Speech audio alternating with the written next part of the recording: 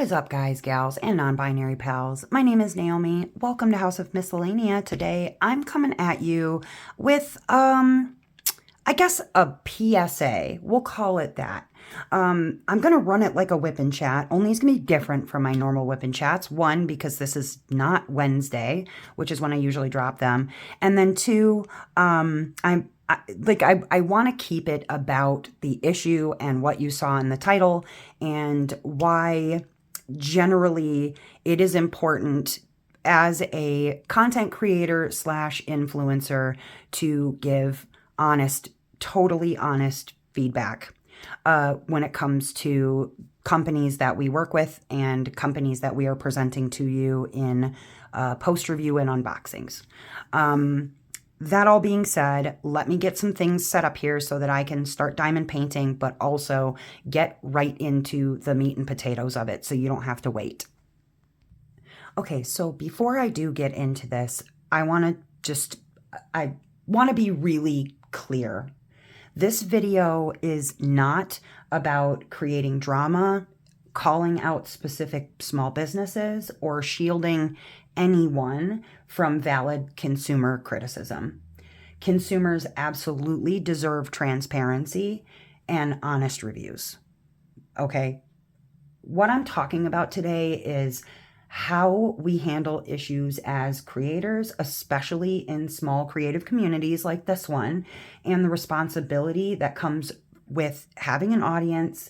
And this is about integrity and not outrage, to make that first and foremost very clear. So getting into things, honesty is very vital as a content creator or an influencer, because really, ultimately, that is what we are. Content creators are influencers, whether we want to be or not. And you, as a content creator, if you're watching this, your audience is not dumb, okay? They can feel when something is off. Oftentimes, I've heard that, I don't watch this particular content creator because everything that they say about X company is, oh my God, it's wonderful. The glue is awesome when we know the glue isn't awesome. The render's amazing when the render's not amazing. You can tell when somebody is being disingenuous. You trust, for a content creator, trust is our real currency, right? Not views, not sponsorships, not PR boxes or whatever, free shit, okay? It is trust. And once the trust is broken, it's almost impossible to fully mend that and rebuild that with our viewers. Honesty, it builds long-term community and hype, which, giving a roast review on somebody, it creates clicks, and that's great. But transparent reviews also protect your audience's money. If there is anything that is true today more than ever, it is that money is obviously at a premium for a lot of us. And so making sure that our viewers know that we really do want to help them protect their money is also vital. It's part of our job, okay? If you would not spend your own money on it, then why recommend it? And I'm a big proponent of that. I feel like I am maybe even sometimes too honest about a company that, there have been times where I've been upset with a company, I ended up reaching out, things worked out fine, and it was what it was, right? That all being said, no, it didn't change my initial, interaction with that company as far as, my interaction with the product, but to me, it says a lot about a company that is willing to, go out of their way to fix the problem. Or it says a lot to me about a company if I reach out to them and their response is flagrant disregard. I feel like that tells me a lot of things that I can tell my viewers as well, because I do value honesty so incredibly. Being honest also protects you legally and ethically. Disclosing sponsorships properly isn't optional, it is responsible. So when someone receives something for free, they absolutely have a responsibility to tell people, I got this from the company, they sent this to me. Authenticity, it creates loyalty, and performance in that way burns you out faster as a content creator. So like it actually takes more energy to fake it than it does to just be honest. I don't watch a lot of channels that give me that fake vibe, because I know when they are 100% bullcrapping me, right? I think one thing that really I had to learn as a human being with autism, especially, that being honest does not have to mean being brutally honest. You don't have to be brutal. You absolutely do not have to be brutal, and you don't have to be harsh to be honest. You can give feedback that's constructive, not just slamming something. This didn't work for me is not the same as this is trash. And I think there are some companies, and I'm not trashing any particular companies, that are very thin-skinned and sensitive to hearing this didn't work for me as this is trash. And so, yes, there are some companies out there that definitely do need to just take a breath and a moment and understand that our criticisms are not, they're not meant to harm you. They are meant to help you. And so sometimes, yes, there are companies that do need to just take a beat and go like, was this said in order to help me? Maybe there's information here that would be good for me to have. And growth sometimes means saying, I was wrong. Because being honest means admitting when you made a mistake too, not just the company, but the content creator or the consumer.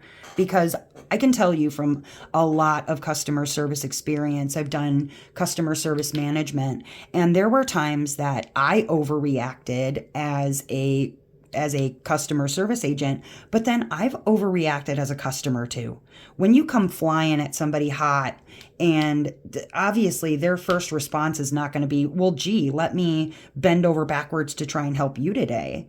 So taking responsibility as a consumer, take responsibility as a business, and taking responsibility as a content creator, because we as content creators are also consumers. We represent the visual aspect of a consumer. And so it's important that you admit when you're wrong also. I think that viewers really respect a balanced criticism more than just blind positivity. At least I do. And so it's only post positive things because you mean them, not because you're scared of, PR, or that's not influence, that's marketing. That's a different thing, okay?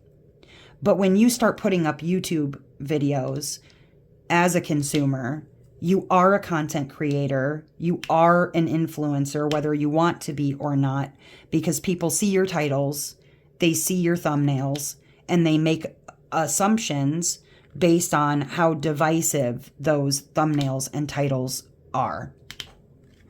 Now, I need also for everyone to understand that, especially to me, if you're a viewer, if you're just a consumer, not somebody who makes videos, I need you to understand that to me, my integrity is worth more than a discount code. So if I'm telling you something, I really truly believe it in that moment. It doesn't, honestly, I don't care about free stuff. Free stuff is all great. That's all wonderful. And it's wonderful that I do have a working relationship with shops, that they do want me to try out things. I think it's because I do give a balanced and fair and honest review of things. But my integrity is worth more to me than a discount code. I don't even care. if you use them. You don't have to use my discount codes for any reason. I want you to know that I'm being honest when I give you my feedback. What I also would like other content creators to understand is that roast videos, while they feel really great in the moment, when you want to give a negative review of something, they can be very harmful, especially towards small shops. Now, there's a lot of small shops out there, okay? A lot of different diamond painting companies to choose from that are small shops, larger shops, whatever. You've got everything from your mom and pop to Diamond Art Club, Dreamer Designs that are a little larger than those, right? But typically a small shop is one or two people. A woman and her husband, a husband and his wife, two husbands, two wives, whatever. But it's usually a family thing. Maybe a few employees, but generally it is one or two people, not corporations. Okay, so when people are reading this, they're not reading it as a corporation. They're reading it as a small shop that's one or two people.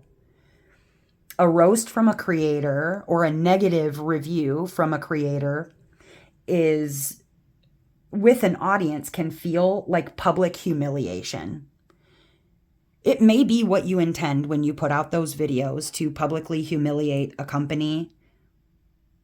I hope that's not the case, but that's what it can be, all right? Your criticism might send a hate wave that you did not intend. That hurts me to think about, which is why I really do try to be very responsible when I'm putting out any sort of negative criticisms of a small shop. Now, dogpiling is real. We see it all the time, and comment sections can spiral very quickly. I, in fact, am kind of nervous about the comment section here. I hope that people understand that I'm trying to come at this from both sides to show consumers that content creators should care about you and your experiences, that businesses should care about consumers and their experiences, and that as content creators, we are responsible for representing the consumer experience to small shops. And it's going to take up a wide variety of experiences, right? Some of us are very cool, calm, and collected when we have a problem, when we call a business or we email a business. Some of us fly off the handle immediately. I think there is a wide variety of us out there, but I'm trying to at least plead with this community of content creators that giving it a beat and reaching out to a company first to give them a chance is vital. And I will explain why. I've got bullet points, okay? I think also when we put out these videos, we don't realize sometimes how seriously you can impact a small business's income when you have one viral negative video. You see content. They see their livelihood just poofing right before their very eyes. And most small shops kind of operate on the margins of things. So they're very thin margins. Sometimes a profitable month might be $10 to some of these small shops. And even taking that $10 from someone can be detrimental. Many of them are artists, not business experts. Like, they're like you and me. They started a company because they were passionate about putty, or they were passionate about diamond paintings, or they were passionate about storage, or whatever. 3D printing, their trays. They love trays. They collected enough trays and they wanted to start making trays. They often were consumers themselves first. And a mistake in packaging or shipping is not the same as a scam. That's important to note. But public shaming should not be your first move. I think reaching out before posting a video is vital. it gives the shop a chance to fix the issue. And it shows the experience that a real consumer would have with a small business. It's vital. And like, okay, maybe you're thinking, well, I don't work for them. I work for myself. I'm just a consumer and I'm just talking about the experience that I had. Okay, you are a consumer. And yes, you are valid to talk about the experience that you had, but talk about the full experience, not just the negative. I mean, unless you reached out and it was more negative, then by all means, but share the full experience, okay? You might be missing context and you don't even know it. Like, for instance, maybe you've got a putty that was really, really, really stringy when it reached you, and it came from Arizona, let's say, in the US, which is a very notably dry state. But let's say you live in Florida. It gets to you, it's very stringy. And you're like, oh, this is garbage. Look at how stringy this is. Not thinking, okay, this came from Arizona. It is now in Florida. It's very humid here. It's going to react differently than it would for somebody in Arizona when they made it. There's context there that is important for us as consumers to know, but your viewers as consumers to know. Shipping delays and supplier issues or misprints happen. No one is perfect. No business is perfect. Crap will happen. People are bound to make mistakes. I think a private email really shows professionalism. Companies, now, don't get me wrong, I am not the end-all be-all when it comes to reviewers or unboxers or whatever. I am not. I am often put my foot in my mouth and I do stupid stuff, okay? That being said, I think that the reason that a lot of companies do choose to work with me is because I do give honest feedback and I reach out to them before I just go post a video negatively reviewing their company. Again, I am not the expert at all of this. I'm not. I think that saying like, hey, I had this issue, can we talk, goes a really long way. Sometimes the resolution story is more powerful than the complaint too. Like, I've had both sides of that experience. Like, I've reached out to companies who were amazing and completely turned around what was almost a I will never shop with this company ever again moment. I've also had experiences where I had such poor customer service that I decided, okay, if I ever shop with this shop again, it is going to be with extreme caution or it is going to be not at all because of the response that I received. That's happened too. And sharing that, that's okay. There's nothing wrong with sharing that honest experience. But be honest also in how did you approach the company? Did you come at that company sideways? Because that, again, is context and it's important. And you deprive your viewers context when you don't share it. I think you model mature conflict resolution for your audience when you do reach out to the company. You avoid misinformation. You give them a fair opportunity to respond. Don't just go, oh, I reached out to them and I gave them 24 hours, but they didn't respond to me. And you reached out on a weekend or something. Like, give them a fair chance, right? I think that ethical creators seek clarity before controversy. And what you title your videos and what you thumbnail your videos really tells me a lot about what kind of content you're looking to create, if I'm being honest. I think also there needs to be constructive criticism versus clout farming, if you know what that means. You ask yourself, am I educating or am I escalating?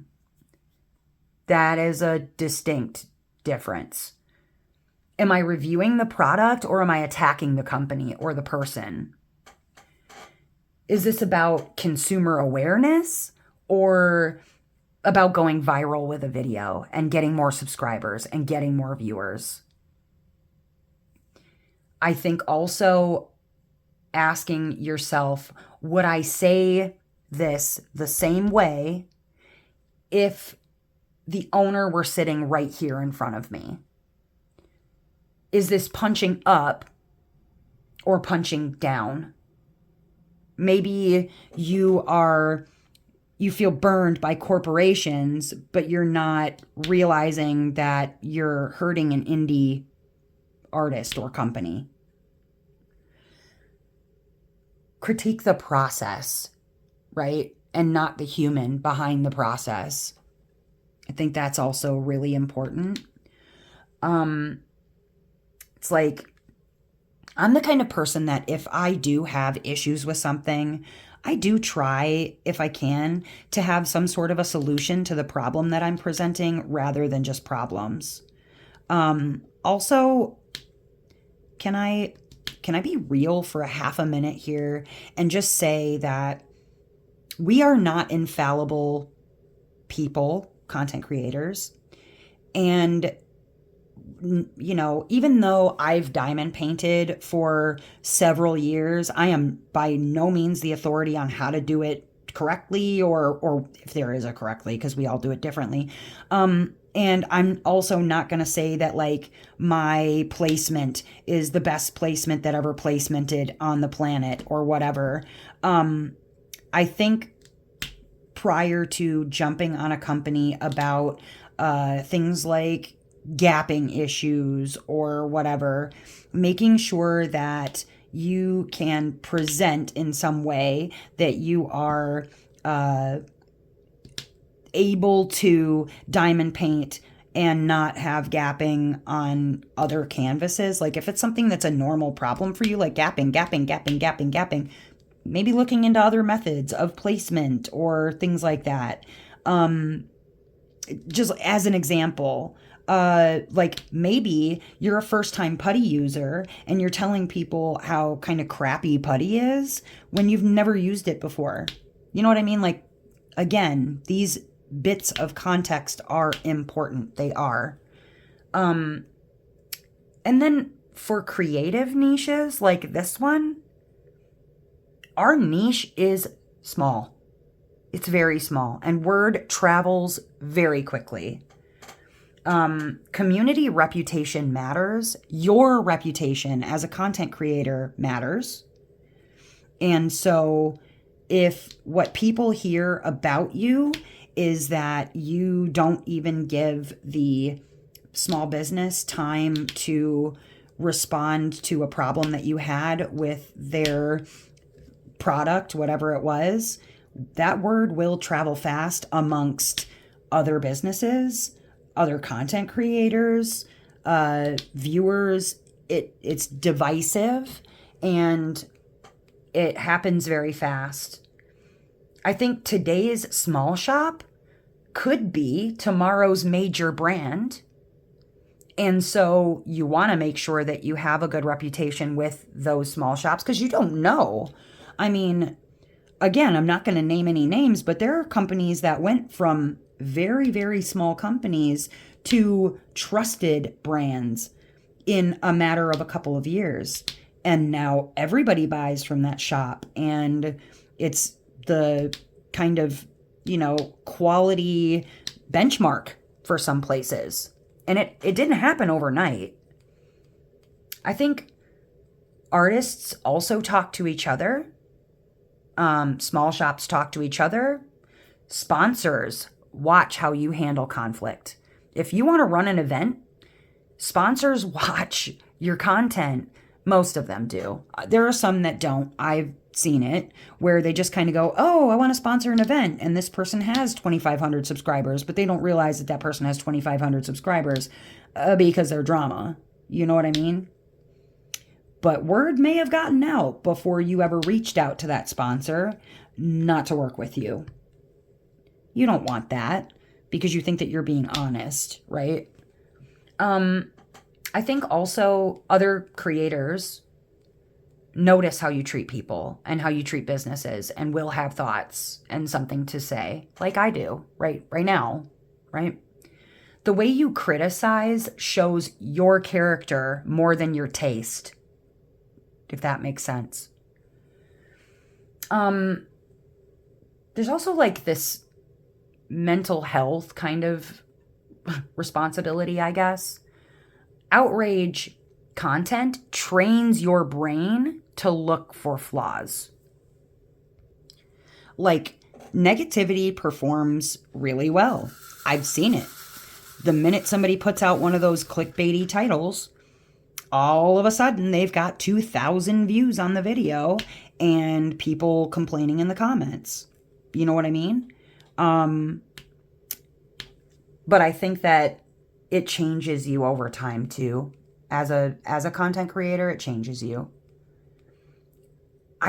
For me personally, I want my channel energy to be like a safe space, like creators and other creators and businesses and diamond painters who are just consumers alike. I would like them to feel like they're going to come here, they're going to have a good experience, they're going to be informed with honesty and integrity. And I would like my channel to feel safe and not volatile, personally. Your audience also includes creators and shop owners too. So making sure that you are maintaining good relationships with both is very, very important. Empathy costs nothing. And if you can just stop for a minute and imagine how you as a consumer want to be treated for businesses, think about yourself as a consumer and how you would like that consumer, that is you, to be treated when you have issues, and handle your issues accordingly. And as consumers, how would you want someone to treat you if you were a shop owner? And would you want them to reach out to you with issues? Or you just kind of go, well, the experience that they had is their experience, and I hope that they're honest about it and don't post mean stuff.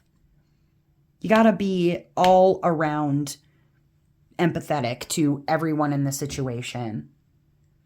I think you can warn your audience also without humiliating somebody. Somebody also being a company. The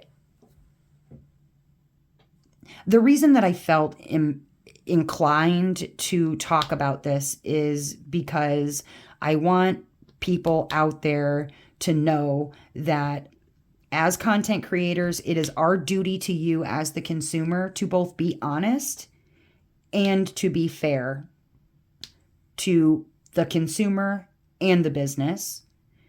I want you also as content creators out there to be fair to the consumer and not lie to them and to the business. Give them an opportunity for feedback. It's so vital to them.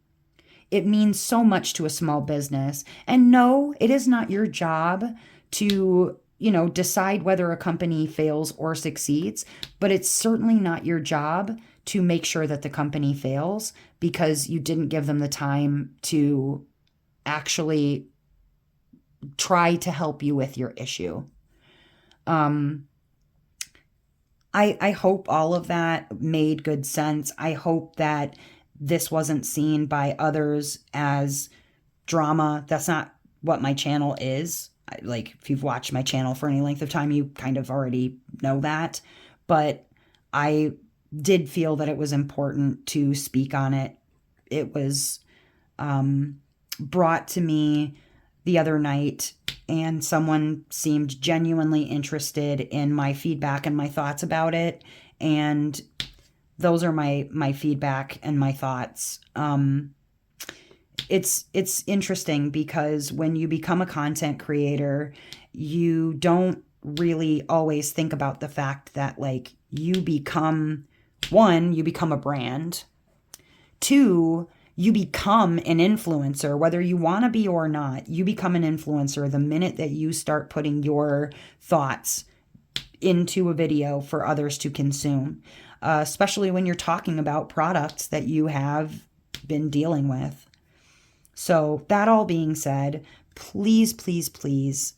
In fact, I believe it's Kara, the principal painter, who says this phrase, and it is so wildly important. You can be anything in this world. Choose to be kind, or words to that effect. I'm sorry if I butchered how she actually says that, but listen, the sentiment sticks. You can be anything. Be kind, okay? To each other. Please do not leave hateful comments. I will turn the comments off if that happens. I don't think it will, but for my fellow content creators out there, like, just be kind. Be kind. And if you can't be kind, don't bait the bear and cry when it mauls you. There we go. All right, you guys, that's all I have for you. I'm going to wrap this up. I hope that this gets to everybody that it needs to get to, consumers, content creators, and businesses alike. I see it from all sides. I want all of us to just do better when we can. Anyways, you guys, that's all I have for you. I hope that wherever you are in this great, big, wide, wonderful world of ours, that you are having a wonderful morning, evening, or afternoon, whatever time it is, wherever you are. All right, see you next time, guys. Bye.